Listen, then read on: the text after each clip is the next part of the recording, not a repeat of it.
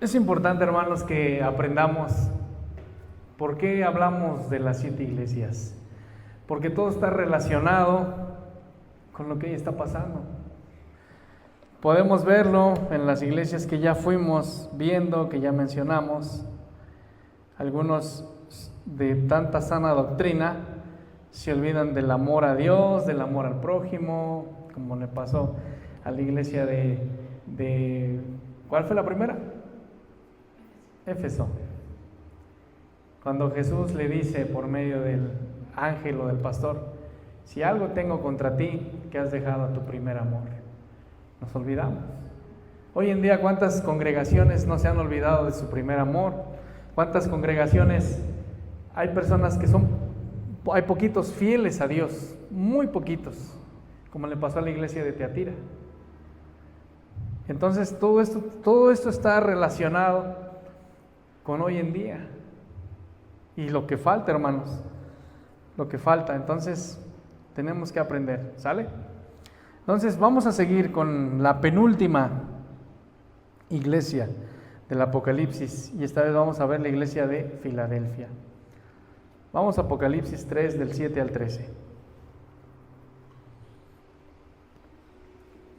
Ya entendimos que Apocalipsis está hecho de metáforas, está hecho de epopeyas, está hecho de pone muchas cosas que a veces nosotros lo vemos como literal, lo vemos como que y dice esto la Biblia y esto es, y agarro esto de la Biblia y es para mí. No, hermanos, no es así. Vamos a Apocalipsis 3, del 7. Dice: escribe al ángel de la iglesia en Filadelfia. ¿Qué dice? Vamos a leerlos todos juntos. 3:7 va. Escribe al ángel de la iglesia en Filadelfia. Esto dice el santo, el verdadero, el que tiene la llave de David, el que abre y ninguno cierra, y si cierra ninguno abre. Yo conozco tus obras, he aquí he puesto delante de ti una puerta abierta, la cual nadie puede cerrar, porque aunque tiene poca fuerza, has guardado mi palabra y no has negado mi nombre. He aquí yo entrego a la sinagoga de Satanás a los que se dicen ser judíos y no lo son, sino que mienten. He aquí yo haré que vengan y se postren a tus pies y reconozcan que yo te he mandado. Por cuanto has guardado la palabra de mi paciencia, yo también te guardaré de la hora de la prueba que ha de venir sobre el mundo entero, para probar a los que moran sobre la tierra. He aquí yo vengo pronto, retén lo que tienes para que ninguno tome tu corona. ¿Qué más dice?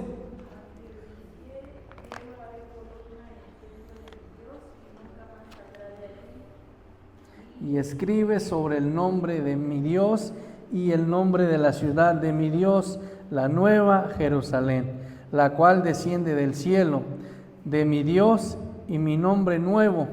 El que tiene oído, oiga lo que el Espíritu dice a la iglesia. Entonces, hermanos, tenemos que entender esto. La palabra de Dios nos dice, en Apocalipsis 3, nos habla sobre la iglesia de Filadelfia. ¿Qué quiere decir Filadelfia? Ciudad de interior del Asia Menor, occidental, sobre el río Cogamus, fundada por Atalo, Filadelfo, de Pérgamo, que la llamó Filadelfia, que quiere decir amor fraternal. Es lo que significa Filadelfia. Si se han dado cuenta, hay muchas congregaciones que les ponen Filadelfia. Y a veces no nos preguntamos, por ejemplo, Betel. ¿Qué significa Betel? Puerta del cielo. Ahorita estamos aprendiendo qué significa Filadelfia, que es amor fraternal. Como una indicación de su lealtad por su hermano mayor, Eumenes, que lo había predecido en el trono. Hoy es una ciudad pequeña ciudad rojiza y que se estableció el culto a Baco. Recordemos que los que han visto los caballeros del zodiaco y todo eso, han visto esas ruinas, esos templos, como la imagen que tenemos aquí, son parte de las iglesias de aquel tiempo. Entonces, hermanos, dice el versículo 7, escribe al ángel de la iglesia en Filadelfia. Acordémonos que la palabra ángel quiere decir, ¿qué quiere decir? Pastor o enviado. O ángel, perdón, que es enviado. Dice, escribe al ángel de la iglesia en Filadelfia. Esto dice el santo, el verdadero. Vamos a Juan 17:3.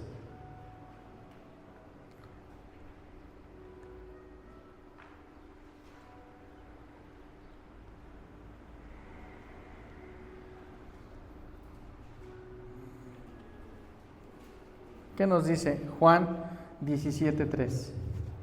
Y esta es la vida eterna, que te conozcan a ti, el único Dios verdadero, y a Jesucristo, a quien has enviado.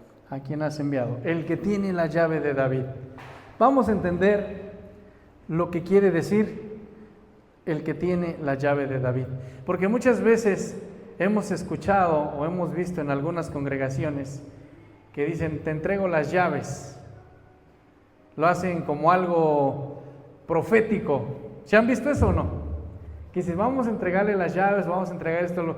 Es un símbolo profético, no tiene nada que ver con esto. David, para entender esto, hermanos, tenemos que entender que David es el antitipo de Eliaquim. Y aquí la llave es símbolo de autoridad sobre la casa de David. Fue transferida de Sebna, quien fue removido del puesto de administrador por ser digno. Cristo el heredero del trono de David. Suplantará a todos los mayordomos dignos que hayan abusado de sus privilegios en la casa espiritual de Dios. Y reinará sobre la de Jacob, literal y espiritualmente. Para entender esto vamos a Lucas 1:32 al 33.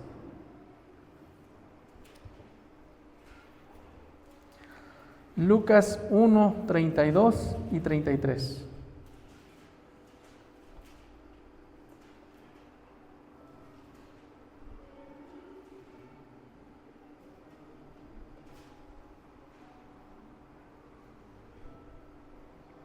¿Qué nos dice?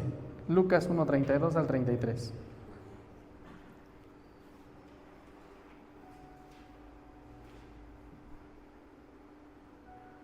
¿Ya lo tienen?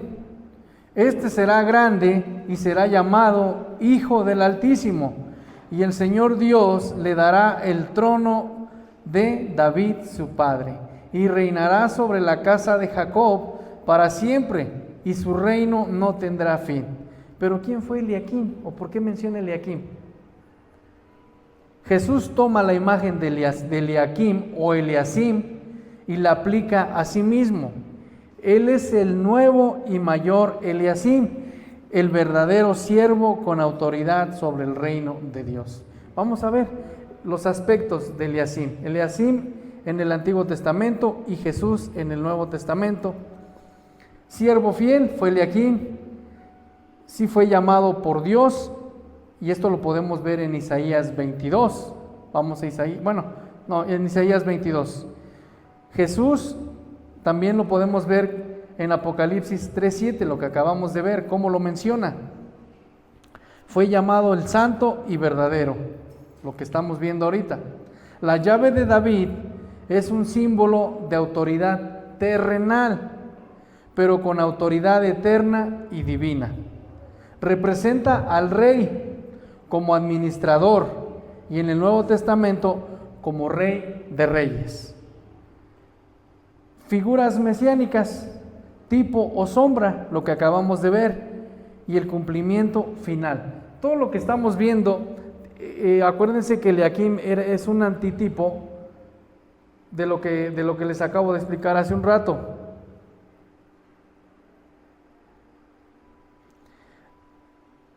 David es el antitipo de Eliaquim. Recordemos que el antitipo es algo que iba a suceder más adelante. ¿Sí estamos entendiendo o no? Porque sí está un poco medio confuso esto, pero quiero que entendamos, hermanos. Si tienen alguna duda, díganme y se las hago saber. Entonces, hermanos, el recibimiento de esta llave fue el cumplimiento de una profecía. ¿Cuál fue esa profecía? La profecía dice: y pondré la llave en la casa de David sobre su hombro, y abrirá y nadie cerrará, cerrará y nadie abrirá. Esto lo podemos ver en el libro de Isaías 22:22. Ahí está la profecía, vamos a ver qué nos dice.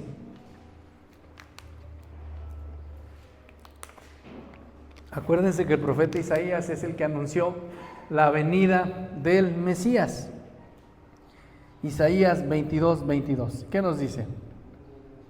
Y pondré la llave de la casa de David sobre su hombro, y abrirá y nadie cerrará, cerrará y nadie abrirá. Gracias.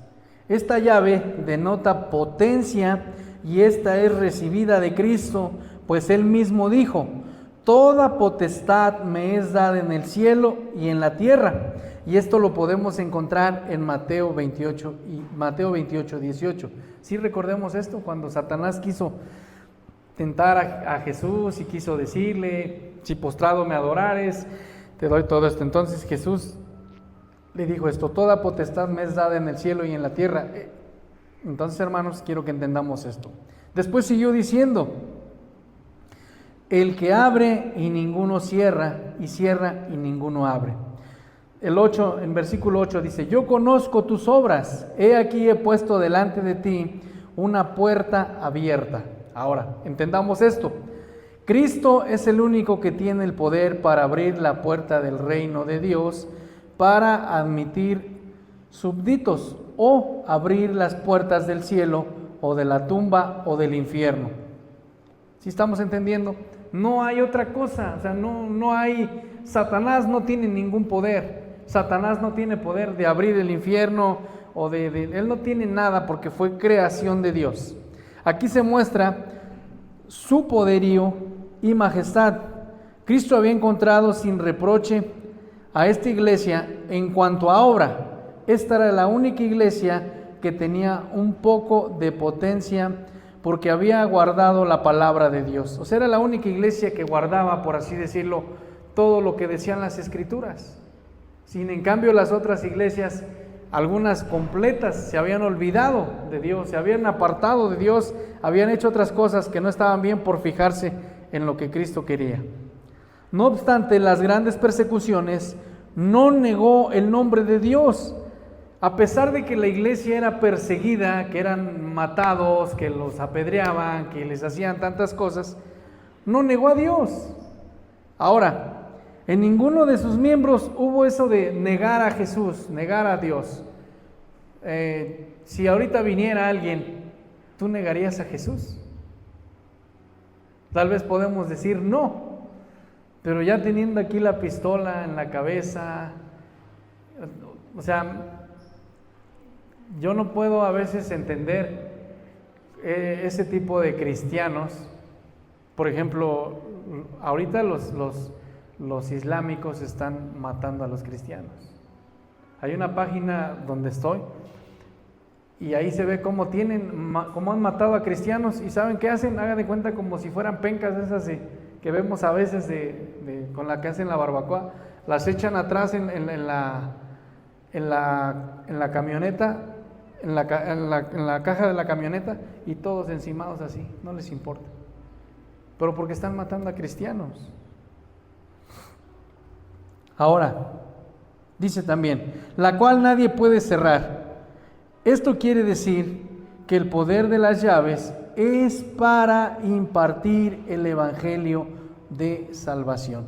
No es para otra cosa, es para impartir el evangelio de salvación. Fue dado a Pedro y a los demás apóstoles, solo para cuando y en cuanto Cristo los hiciera inefables a él y a ellos, sean cuales fuesen los grados que de este poder sean impartidos a los ministros. El supremo poder pertenece a Cristo solamente. O sea, solamente el evangelio, solamente va a haber transformación de las personas por medio del Evangelio de Cristo, no por otra cosa. Así Pedro justamente abrió la puerta evangélica a los gentiles, pero erróneamente intentó cerrar la puerta de nuevo en parte. Vamos a Gálatas 2:11 al 18. Gálatas 2:11 al 18. ¿Han visto en la Biblia? Y la Iglesia Católica afirma que Pedro fue el primer papa de la Iglesia, incluso lo dice un famoso sacerdote neófito que no estudia la Biblia y lo dice a su manera, donde dice que Pedro fue el primer papa, donde también dice que Pedro tenía suegra, pero no tenía esposa. Entonces es algo que no concuerda. ¿Qué nos dice Gálatas 2 del 11 al 18?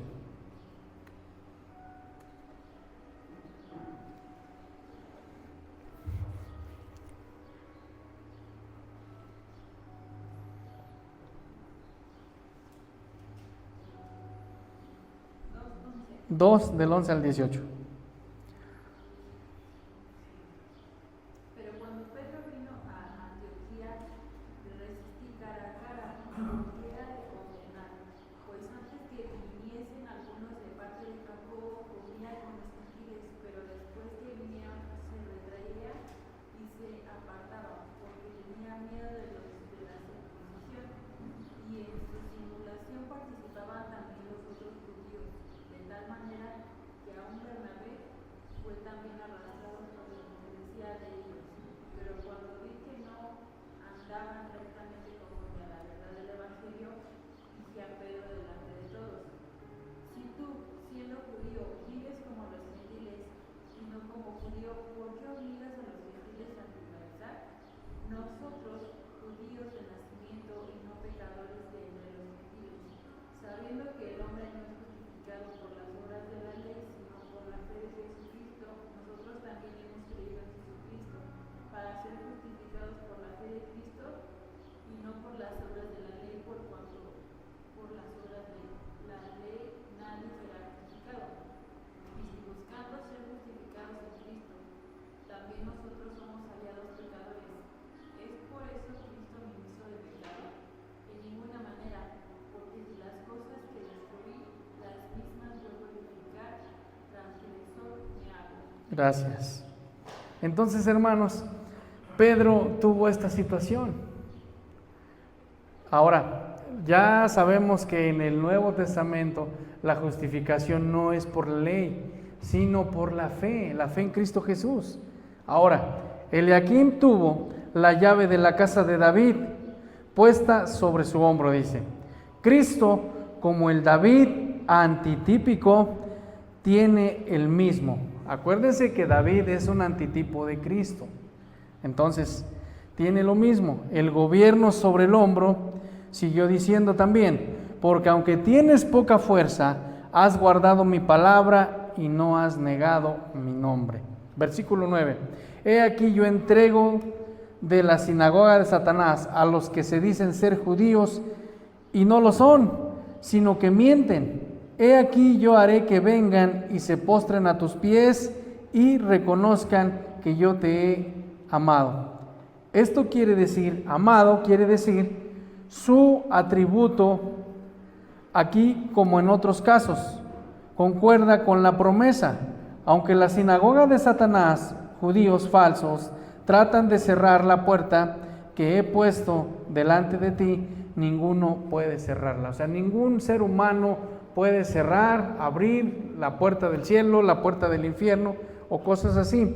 Versículo 10. Por cuanto has guardado la palabra de mi paciencia, dice Juan 5:39, escudriñad las escrituras, porque a vosotros os parece que en ellas tenéis la vida eterna, y ellas son las que dan testimonio de mí. Yo también te guardaré. Recuerden que Jesús y Dios, cuando nosotros decidimos seguirlo, cuando decidimos seguirle, Señor, entrego mi vida a ti, pero voy a obedecer lo que tú me digas. Él promete también cuidarnos, pero si nosotros nos apartamos de Dios y decidimos hacer lo que nosotros querramos, Dios va a decir, pues cuídate tú solo. Cuídate tú solo. Entonces aquí está haciendo una promesa y dice, yo también te guardaré. Ahora, también la Biblia, aquí en Apocalipsis, nos habla de los galardones. El galardón es según la especie, porque tú guardaste, dice, yo también de mi parte te guardaré de la tentación, que en el griego quiere decir de modo de librarte fuera de la tentación, no para que no seas tentado. La tentación dolorosa que se acercaba en aquel tiempo es el tiempo de la gran tribulación de antes de la venida de Cristo para probar a los que moran en la tierra. Acuérdense que nosotros no vamos a pasar la gran tribulación. La gran tribulación va a ser la persecución, van a matar a las personas. Describe en Apocalipsis que va a haber, hasta la muerte se va a apartar de nosotros. Bueno, de los que se queden, no de nosotros, de los que se queden, se va a apartar de ellos la muerte. Van a querer matarse y no van a poder matarse. Van a tener que ser sellados, van a tener que comprar con el sello de la bestia lo que tengan, y muchas cosas que nos mencionan en el Apocalipsis. Entonces es por eso que dice esto, para probar a los que moran en la tierra. Versículo 11 nos dice, he aquí yo vengo pronto. Esto quiere decir la esperanza de la pronta venida de Cristo. Cristo promete venir, regresar. También nos dice, retén lo que tienes. Esto quiere decir el poder que te dio el Espíritu para hacer obras, para que ninguno tome tu corona. Esto se refiere al concepto corona. Aquí no tiene referencia a la salvación, sino a un premio por la que uno ha hecho. Recordemos que los galardones vamos a ser como premiados delante de Dios. No es la salvación, o sea, la salvación es como un premio extra, por así decirlo, los galardones. Esta iglesia tenía grandes oportunidades, pero si no las utilizaba, es decir, si no guardaba ella sus talentos, otros podían aprovecharla y tomarían la corona ofrecida como prometió Jesús a las personas. Es por eso que Jesús les dijo, retén lo que tienes, usa lo que tienes. ¿Se acuerdan de la parábola de los talentos? ¿Qué pasó con el que tenía uno? Lo escondió. El que tuvo 3, le trajo otros 3. El que tuvo 5, le trajo otros 5. Entonces, a eso se está refiriendo. Retén lo que tienes, usa lo que tienes, para que uno no venga y tome tu corona.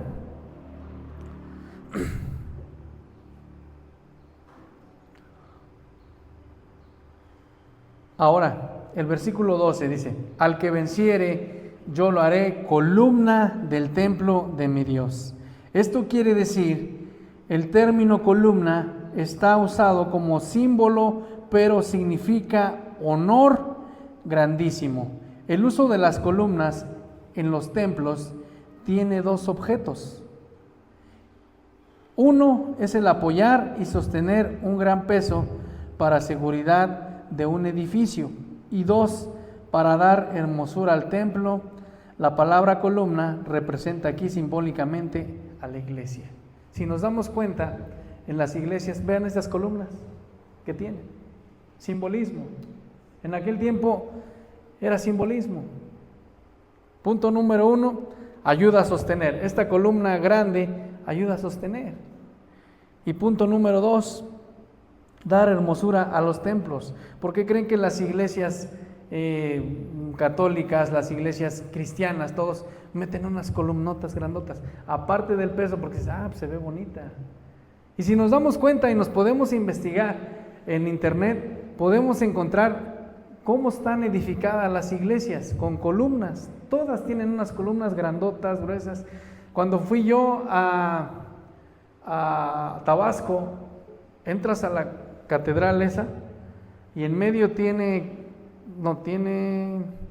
son Son como 24 columnas las que tiene en total, en toda la iglesia. Pero son unas columnas, pues ni las podía abrazar yo, de lo grueso que estaban. Es simbolismo nada más. O sea, ellos lo hacen con ese fin de simbolismo.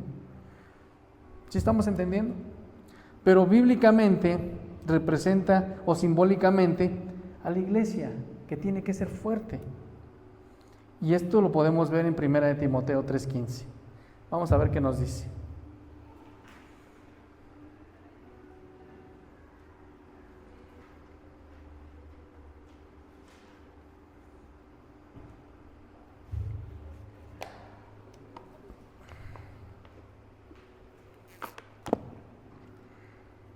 Pablo le dice a Timoteo en esa carta. ¿Qué dice? Para que citarlo, sepas cómo debes conducirte en la casa de Dios, que es la iglesia del Dios viviente, columna y baluarte de la verdad. ¿Te das cuenta? Gracias. ¿Qué es qué? Columna y baluarte de la verdad. Eso es lo que representa. Y nunca más saldrá de ahí. También dice la Biblia. ¿Qué significa y nunca más saldrás de allí? Como los ángeles elegidos están fuera de la posibilidad de caer, estando ahora, como dicen los escoláticos, bajo la bendita necesidad de la bondad. Lo mismo estarán los santos. La puerta será cerrada una vez para siempre, tanto para encerrar en seguridad a los santos como para excluir a los perdidos que van a ir al infierno. Esta puerta simboliza de que Cristo va a decir, aquí están los que ya fueron salvos.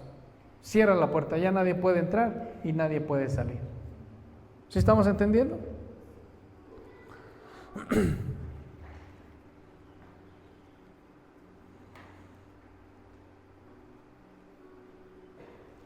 Vamos a Mateo 25:10.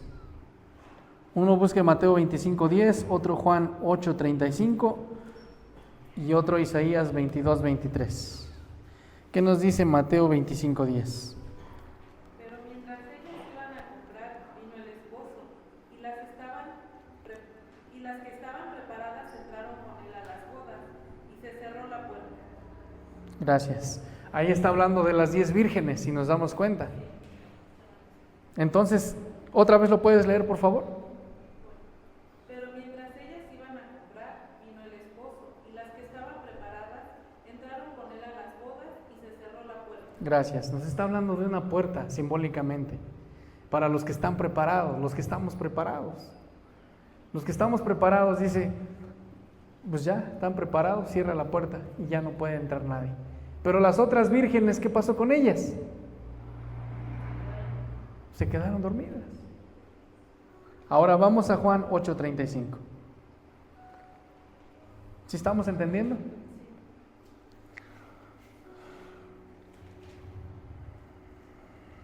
Juan 8:35.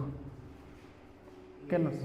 Ajá. El esclavo no se queda en la casa para siempre, el hijo sí se queda para siempre. Gracias. El esclavo no se queda en la casa para siempre y el hijo no. Con nosotros como padres no le vamos a dar nuestra casa a otra persona que no es de nuestra familia. Se la vamos a dar a nuestros hijos. ¿Sí estamos entendiendo? Vamos a ver qué nos dice Isaías 22:23.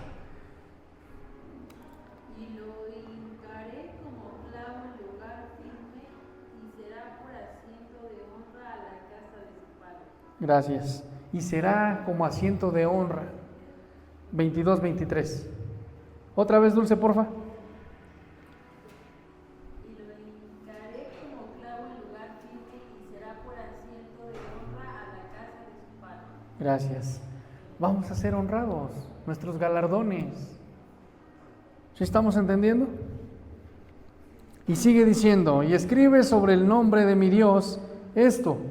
Esto es simbología de honor por ser hijos de la gracia. Y el nombre de la ciudad de mi Dios, esto quiere decir inscritos en el libro de la vida como ciudadanos del reino de Dios. Nuestro nombre va a ser escrito en el libro de la vida. ¿Quién quiere estar? Que su nombre esté en el libro de la vida. Yo creo que todos queremos eso. Ahora, la nueva Jerusalén, la cual desciende del cielo de mi Dios y mi nombre nuevo, esto se refiere incomunicable al presente y solo conocido por Dios para ser revelado más allá y hecho propio del creyente en unión con Dios en Cristo. El nombre de Cristo escrito sobre el creyente denota que Él es del todo de Cristo. Cuando nosotros decimos ser cristianos, por eso siempre les hago hincapié en esto. No podemos decir que somos cristianos y estar viviendo con un pie allá en el mundo. Esto es algo que el nombre de Cristo es escrito sobre el creyente. Denota que es del todo de Cristo. O sea, ¿somos de Cristo o no somos de Cristo? No podemos vivir una vida ligera, no podemos tener una vida light, por así decirlo, y decir yo soy cristiano, pero sigo haciendo los pecados que hacía antes. Nuevamente se aplica a Cristo, quien asumirá un nuevo carácter correspondiente a su nuevo nombre.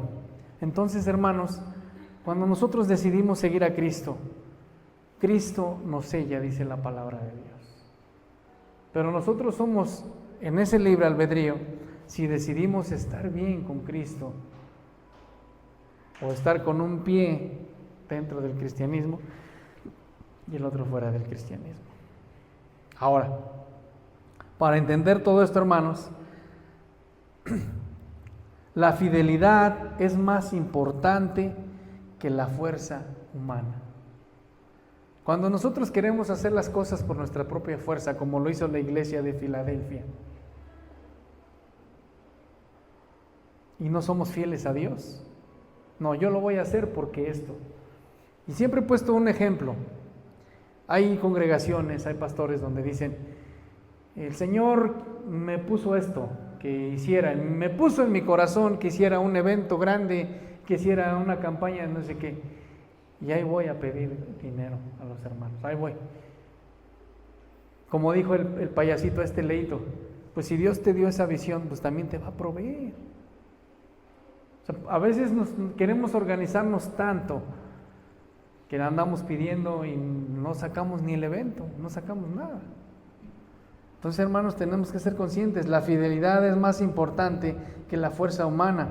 Jesús abre puertas que nadie puede cerrar, pero está hablando sobre la salvación. Jesús dijo, órale, los que ya están, vamos a cerrar esa puerta. Los que quedaron allá afuera, se quedan sin salvación. Tenemos esa oportunidad. Ahora, Dios tampoco olvida a los que perseveran, a los que sufren, a los que pasan tribulaciones momentáneas aquí en la tierra. La verdadera riqueza está en el cielo, no en el reconocimiento humano. Así que aquellos que lucharon con debilidad, Jesús los hace pilares eternos en la casa de Dios. ¿Cuántos quieren ser pilares? ¿Se han dado cuenta que a veces en las congregaciones los pastores dicen o decimos, es que la iglesia está hecha por columnas y las columnas son la familia? Porque está fuerte una familia. La Biblia hace una metáfora también donde dice, cordón de 3 dobleces no será rompido. Puedes romper uno, pero para romper 3 no lo vas a hacer. Y podemos poner un ejemplo, podemos poner 4 palos, ponemos un palo de escoba y sí lo rompemos fácil, pero ponle 3 palos o 4, 5, 6 palos de escoba, no los vas a romper.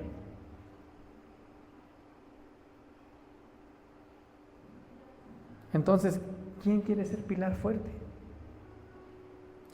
Todo lo podemos en Cristo que nos fortalece. No nada más es decirlo, sino vivirlo. A pesar de las tribulaciones que tengamos como Pablo, a pesar de lo que vivamos, todo lo podemos en Cristo que nos fortalece, aunque no tengamos dinero.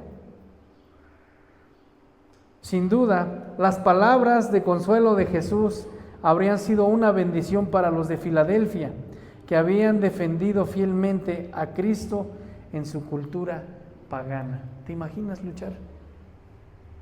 ¿Te imaginas estar en Corea del Norte, ser cristiano y defender el Evangelio? ¿Puedes imaginarte eso? ¿Cómo sería? ¿Cómo te imaginas? Ahora, sus palabras siguen siendo un testimonio para los creyentes fieles de hoy. No seamos como las otras iglesias que hemos visto, que nos olvidamos de nuestro primer amor, que nos olvidamos de amar al prójimo, que nos olvidamos de amar a las personas y enfocarnos en algo que no está bien. Por último, acompáñame a Apocalipsis 3:13.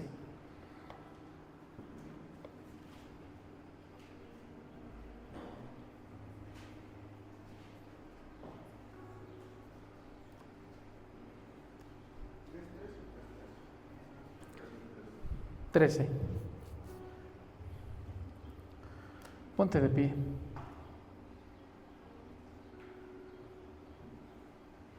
¿Qué nos dice? Apocalipsis 3:13.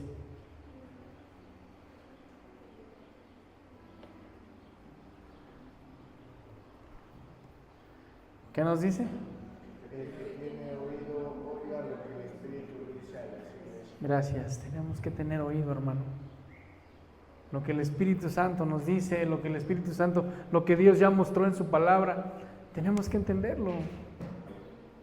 No podemos tener una vida, o yo no estoy leyendo estos o compartiendo estos sermones para espantarlos o para sacarles dinero como muchos hacen. Lo estamos haciendo porque quiero que entendamos cómo es de que la iglesia y las iglesias representan hoy en día todo lo que estamos viviendo hoy. Y si nos vamos a la iglesia de Corintios, si nos vamos a la iglesia de Éfeso, si nos vamos a Gálatas, si nos vamos a Tesalonicenses, hermanos, todo eso también tiene que ver hoy en día. Algunos eruditos, algunos pastores dicen que no es cierto, pero si nos damos cuenta cómo hay personas o cómo hay iglesias que están viviendo como la iglesia de Corintio. Es por eso que Pablo le dijo a los corintios que no tomaran la cena indignamente, o sea, que no tomaran esto a la ligera, que no tomaran esto nada más así porque sí. Ay, lo voy a tomar y sí, porque ellos estaban viviendo fornicación, había homosexuales, había tanta cosa. Y hoy en día pasa lo mismo. Pastores que les dicen a sus congregantes: no te preocupes, tú sigue tomando tu santa cena, sigue pecando, mientras des tu diezmo no pasa nada. Pasa esto. Es por eso que dice: el que tiene oído, oiga lo que el Espíritu dice a la iglesia. Y no tenemos ese oído para escuchar lo que dice la palabra de Dios. La iglesia somos nosotros. ¿Sí estamos o no? Inclina tu vida.